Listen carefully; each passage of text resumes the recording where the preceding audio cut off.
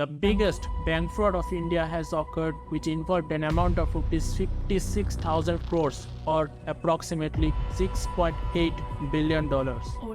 On June 11, 2023, Enforcement Directorate or ED arrested the former managing director and promoter of Bhushan Steel Limited, Neeraj Singhal, on the acquisition of money laundering by creating dummy companies and allocating the funds taken from banks by layering and integrating among those fake companies.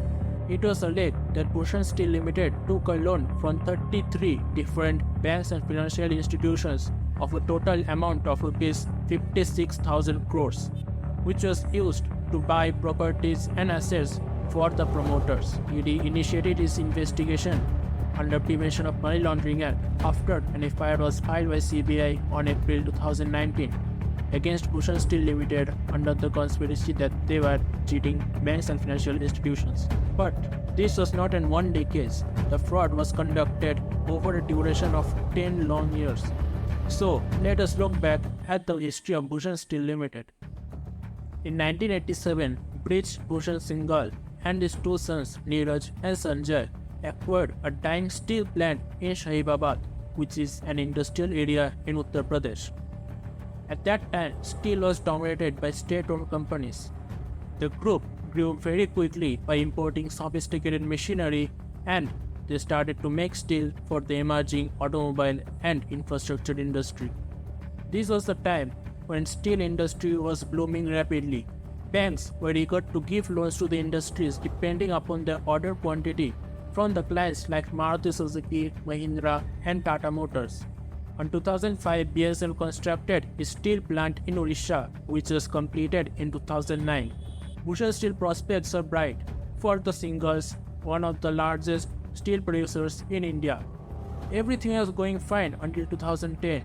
Things started to get bad slowly.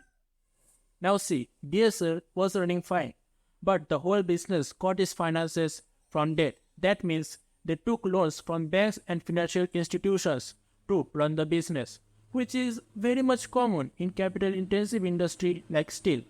Also, steel is a cyclical industry. That means it is very much sensitive to business cycles. Revenues will be very much up during economic prosperity, and it will come down suddenly when the economy contracts. With debt, you can grow very fast, but when the bad time comes, it will suddenly become a huge burden. That's what started to happen with Bhushan Steel.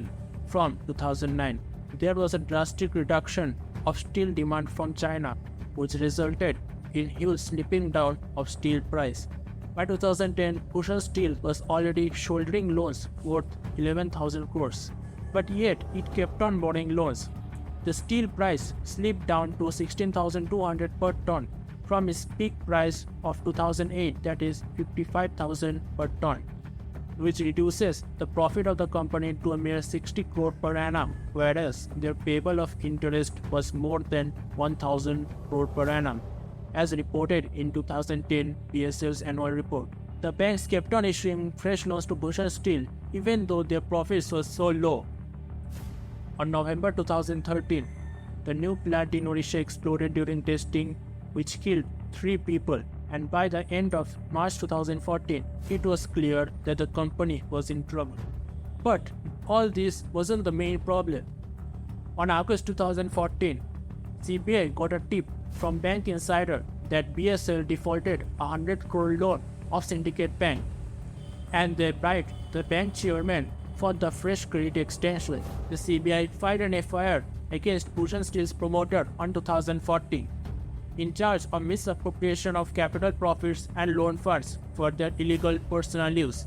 In short, the Singhals were charged of money laundering, and the company was filed for insolvency and bankruptcy court. Bhushan Steel's total debt was amounted to rupees 56,000 crores, and total of 33 banks financial institutions got defrauded. On 2018, Tata Steel Limited undertook 72% stake of BSL under IBC and named it as Tata Steel BSL. They paid 35,000 crores to the financial creditors of BSL and 1,200 crores to the operational creditor under the terms and agreement After the FIR was filed by CBI, the investigation of the case started, and on 11 June 2023, Neeraj Singhal was arrested under PMLA. ED further stated that the bank loans were not used for the purpose it was sanctioned. The company forged its documents and falsified its reports to take bank loans to make a wrongful profit for themselves. Neeraj's brother Singhal created several shell companies which are used to allocate these funds. The false report was used to issue letter of credits in favor of JSW Steel and Hindustan Zinc Limited. And further, the funds are diverted to BSL and other associated companies, causing a wrongful loss to 33 banks and financial institutions, including SBI and Punjab National Bank. So this was the story of Bhushan Steel Limited of becoming one of the leading steel producers on the industry, and later on committing India's one of the largest bank frauds of $6.8 billion.